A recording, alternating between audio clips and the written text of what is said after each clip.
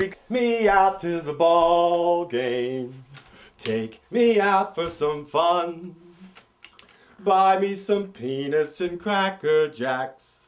I don't care if I never come back. Well, it's root, root, root for the home team.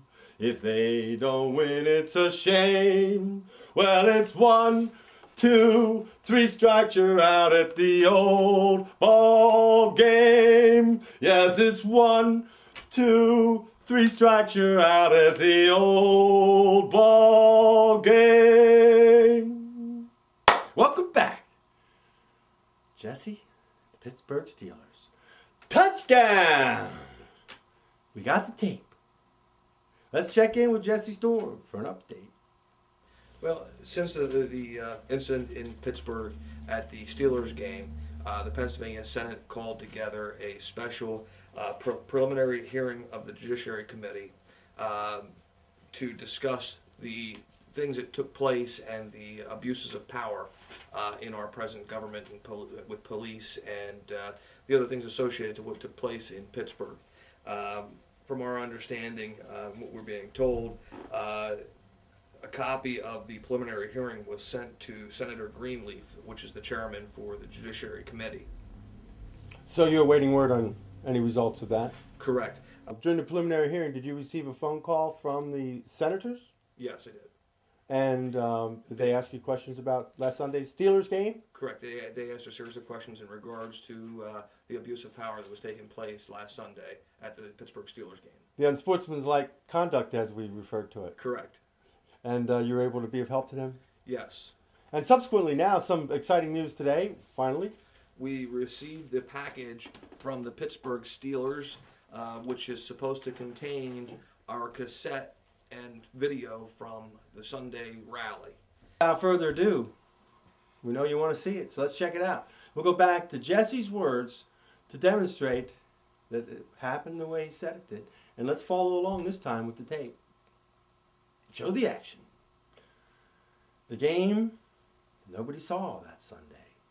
Well, Fathers for Justice of Pennsylvania and Ohio, Virginia, had all gathered together today to have a rally at the Pittsburgh Steelers football game. We were at the parking lot outside of the Pittsburgh Steelers game. We were on the sidewalks around the stadium, and security staff there from Landmark Security started harassing us that we couldn't be on the public sidewalk, and we couldn't hand out our literature on the public sidewalks and the public throughways and passageways there at the Pittsburgh Steelers stadium. And he then called for backup from Pittsburgh Police, and Sergeant John Fisher responded then from the Pittsburgh Police Department. And at that point the camera was on and rolling, and he informed me that he wanted the camera turned off because I was in violation of the federal wiretap law. But Sergeant Fisher is here if you want to talk to Sergeant Fisher. Tape recording him? Correct. Turn it off. Why? Violation of the wiretap act. I can arrest you right now for violation of the wiretap act. I can arrest you right now for violation of the wiretap act. I can arrest you right now for violation of the wiretap act. Folks, police making up the rules as they go. We have another shot for you. After Jesse got released, went back out front, who did he happen to run into? It's serendipitous, it's ironic, it's near providential. Tom Corbett, our illustrious Attorney General. Now, you all know Tom. He's been on the front page of every paper across the state. They've managed to bust everybody they could in the month before election, and he's been at every bust. And you also see him on television with ads on going to see, I started a sexual predator unit. I started a unit for elderly. I started a unit for people who sell you bad shingles. And I put them in jail when they did. He's a man who loves to share the credit of his office. But we've got one that Tom Corbett did do, or in this case rather, didn't do. Months ago, we contacted Tom Corbett and advised him that district attorneys and police officers throughout the state were misutilizing, misquoting the wiretapping laws to arrest people who are exposing corruption or going about their normal constitutional rights of demonstrations. And we suggested, far be it from us to suggest anything, that it would be in the best interest of law enforcement that if the Attorney General of Pennsylvania would circulate, clarify for these individuals that they cannot go around arresting people and accusing them of wiretapping when they're filming somebody on the corner of the street or at a public meeting or anywhere else. They try to pull this crapolas. So I say to you, Tom Corbett, if you would have done what you were supposed to do, none of this would have happened. We wouldn't have had Jesse Storm legally detained. You wouldn't have Pittsburgh Police Department looking like a pack of fools. You wouldn't have the liability.